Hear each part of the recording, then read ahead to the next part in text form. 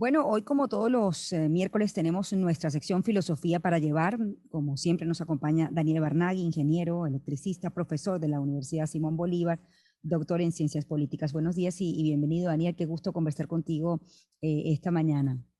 Muy buenos días, también es un gusto, todavía no te logro ver. Ahora, ¿me ves? Tienes que deslizar la Ahorita pantalla. te veo. Ahora sí me Ya ves. lo hice. Listo. Daniel, buenos días. ¿Cómo estás? Muy feliz día, muy emocionado por esta conversación contigo en el día del cumpleaños número 100 de tu abuela. Lo estaba pensando, lo estaba justo pensando. Bueno, debe estar muy feliz en el cielo escuchando esta conversación. Bueno, en el cielo muy de cerca, estoy segura que siempre está cerca de nosotros.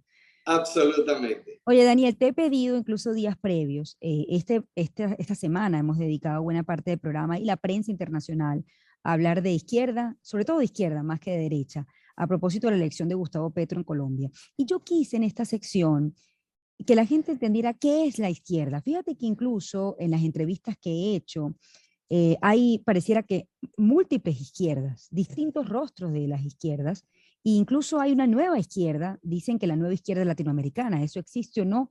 Vamos a comenzar con el origen de la izquierda, cómo surge, cuáles son sus postulados básicos y cómo se ha ido transformando en el tiempo, si es que eso ha sido así. Sí, bueno, aunque no quiero caer en un lugar común, pero yo soy de esos que piensan que después de los griegos muy pocas cosas se han inventado, y por lo menos en política. Y bueno, el origen de los conceptos de lo que hoy entendemos como izquierda y derecha viene de los griegos. En el caso de la izquierda, vamos a comenzar por ahí, pero quiero contrastarlo, básicamente es el trabajo de la República de Platón, donde él lo que muestra es que la forma ideal de la sociedad o la base de la sociedad es la sociedad misma, por lo cual todos los individuos deben ser iguales desde prácticamente todo punto de vista para que la base de la sociedad sea esa igualdad, Mm. con lo bueno y lo malo del pensamiento griego de miles de años antes de hoy en día, ¿no? El contraste viene de Aristóteles a lo largo de no una, sino de muchas de sus obras, donde él hablaba que la base de la sociedad es el individuo y que es precisamente el individuo el que tiene que tener todas las condiciones como para poderse desarrollar, y con ello la sumatoria de esos individuos bien desarrollados, bien formados, bien educados, etcétera, pueden convertirse en ciudadanos y hacer entonces de la sociedad una mejor sociedad. Bueno, eso a través de los siglos ha pasado por una enorme cantidad, por supuesto, de autores, de filósofos, de politólogos, etcétera, donde a medida que va pasando el tiempo, estos conceptos se han ido enriqueciendo y se han ido adaptando a los tiempos. Y me voy a hacer un rápido viaje de más de 300 años antes de Cristo hasta hoy en día para hablar, bueno, hace justamente un poquito más de 100 años, Mm.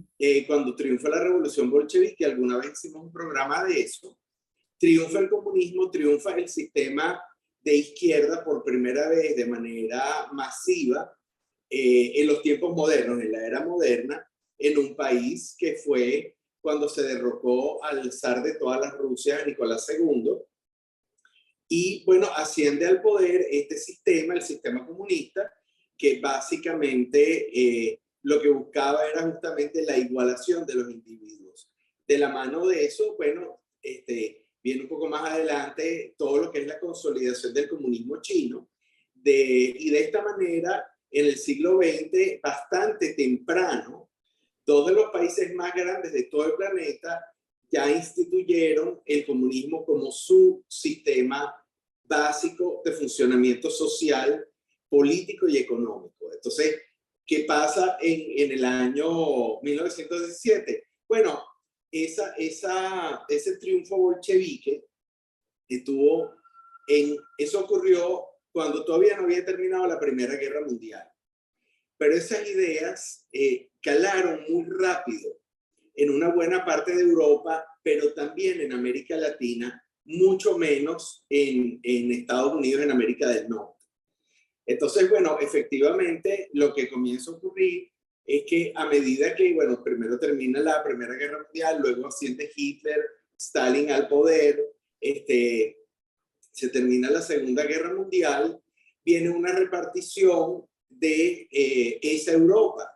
Y bueno, como todos lo sabemos, cae el telón de acero y ya para 1946, bueno, la mitad de Europa, la mitad oriental de Europa, se convierte en países satélites de la Unión de Repúblicas Socialistas Soviéticas, mientras que la Europa del Oeste y la Europa del Norte toman otra acepción de la izquierda.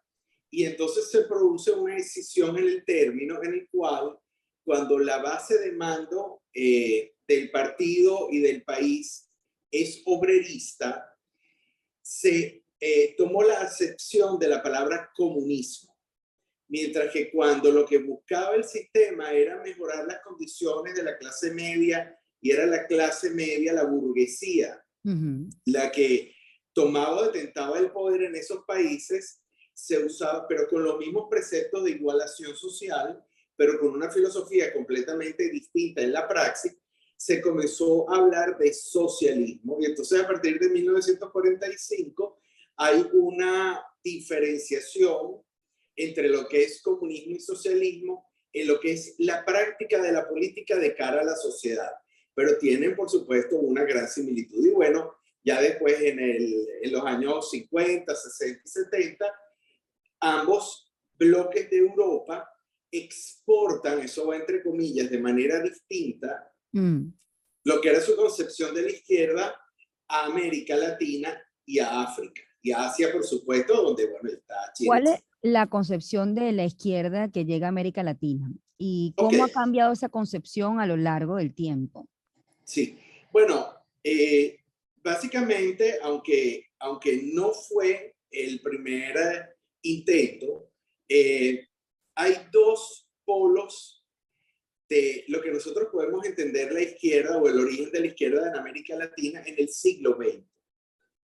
Uno, por supuesto, está representado con Cuba y Rusia, la Unión Soviética, pero también hay que hablar de lo que fue en plural, presidencias de Perón, Juan Domingo Perón en Argentina, donde hubo entonces una especie de olla de presión entre la parte norte del continente de América Latina, la parte sur del continente de América Latina, para diseminar estas ideas. Inmediatamente voy a retroceder un poquito. Ya desde 1918, los estudios formales sobre el comunismo se asientan en toda la clase académica rusa de la Unión Soviética en aquel momento.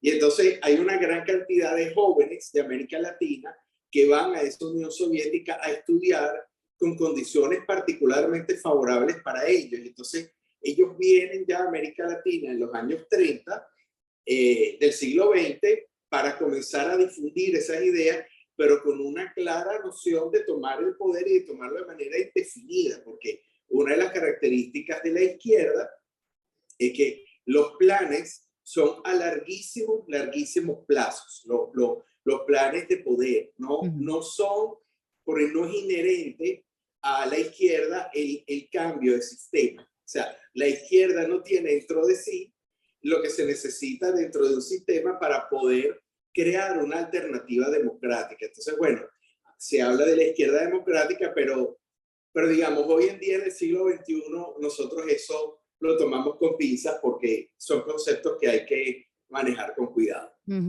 Ahora, Daniel, esta izquierda, porque te pueden, por ejemplo, cuando hablas de la izquierda, hay presidentes que han estado muy cerca de esa línea, que han tenido un desempeño relativamente bueno y que sí han creído en la alternabilidad. Vamos a poner el caso de Michelle Bachelet, por ejemplo, el caso de Chile.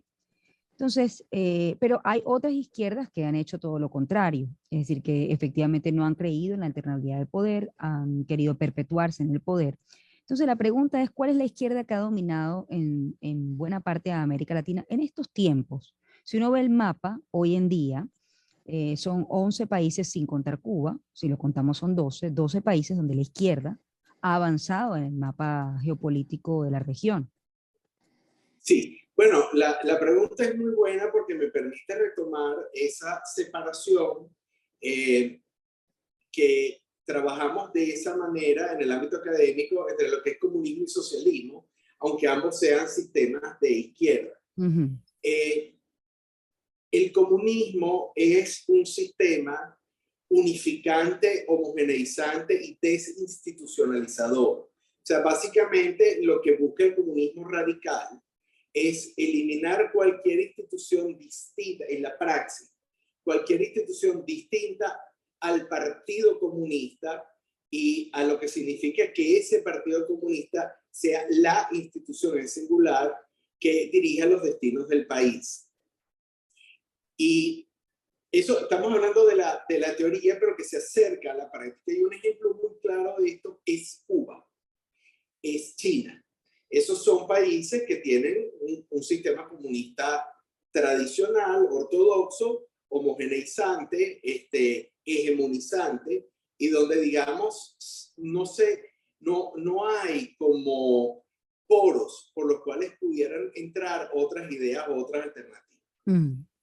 El socialismo evolucionó de otra manera por la influencia de las élites académicas y culturales del oeste de Europa y del norte de Europa, donde no se buscaba la permanencia eterna en el poder, sino se buscaba la permanencia de la ideología de igualación, y donde en algunos casos los países lo que buscaban, o los sistemas socialistas lo que buscaban era la igualación de oportunidades, mientras que en otros países, digamos, un poco más radicales en ese socialismo de izquierda, buscaban la igualación de condiciones. Son dos cosas diferentes.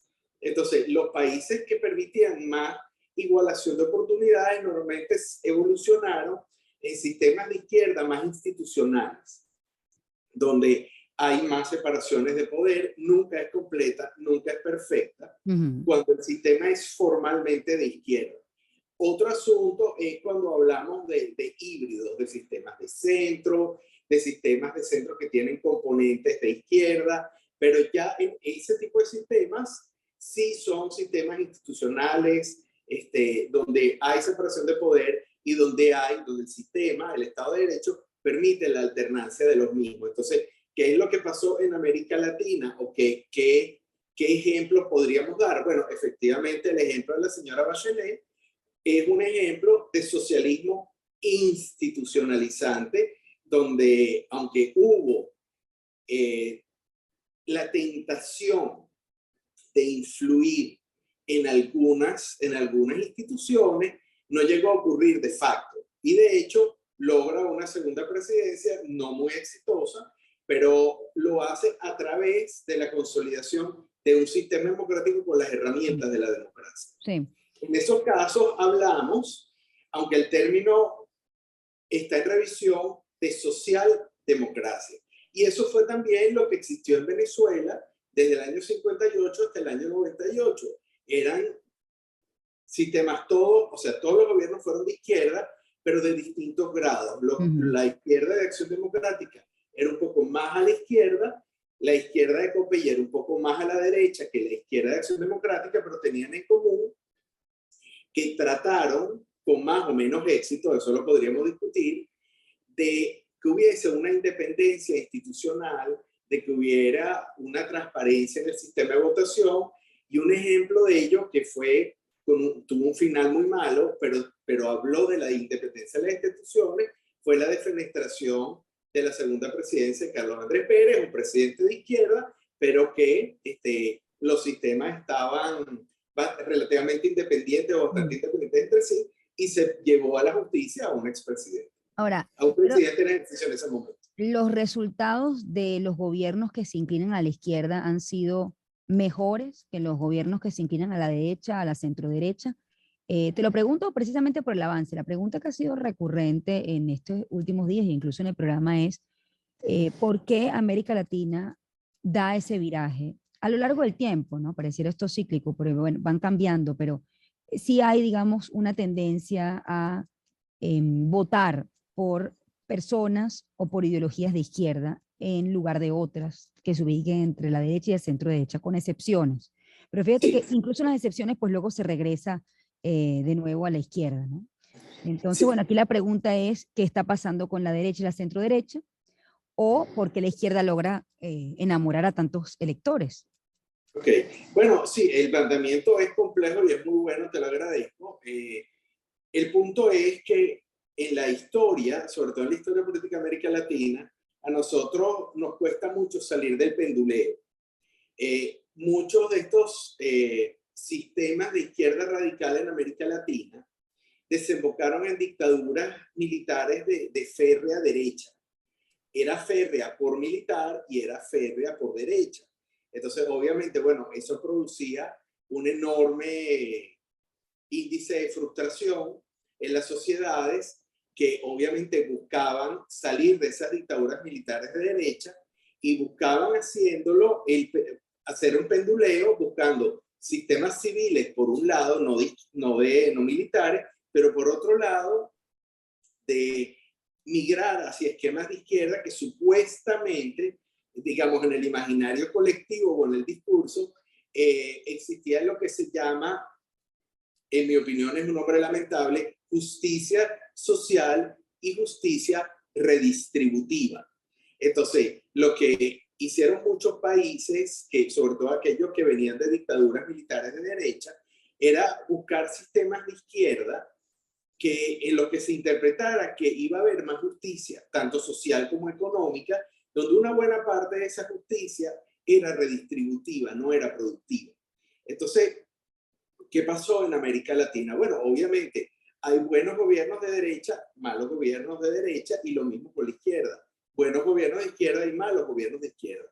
La clave en gran medida tiene que ver con qué significa el establecimiento de un Estado de Derecho. Y los Estados de Derecho se violan tanto en gobiernos de izquierda como de derecha. Entonces, ¿qué es lo que pasa actualmente en América Latina? Bueno, lo que pasa es que hay un hartazgo absoluto al fracaso de una clase política que en algunos casos es de izquierda, en otros casos es de derecha, pero que en ningún caso ha producido un bienestar en la sociedad, sino más bien han aumentado los índices de frustración, de desánimo, de desconfianza. Y entonces, claro, lo que hace la sociedad latinoamericana, cada uno en el país, dependiendo de donde esté, busca el péndulo. En el caso de Colombia, hay una tradición de gobiernos institucionales de derecha que tuvieron como misión fundamental acabar con la guerrilla, y una vez que ya la guerrilla deja de ser un tema, bueno, ciertamente están buscando la reivindicación de los derechos sociales, y una buena parte de la sociedad empobrecida, desconfiada, frustrada, considera que un sistema de izquierda se lo puede otorgar. Lamentablemente, la experiencia de otros países en los cuales en América Latina sí se ha buscado perpetuarse en el poder, es que la izquierda en sí misma no resuelve los problemas de la sociedad, sino más bien los remarca, los profundiza.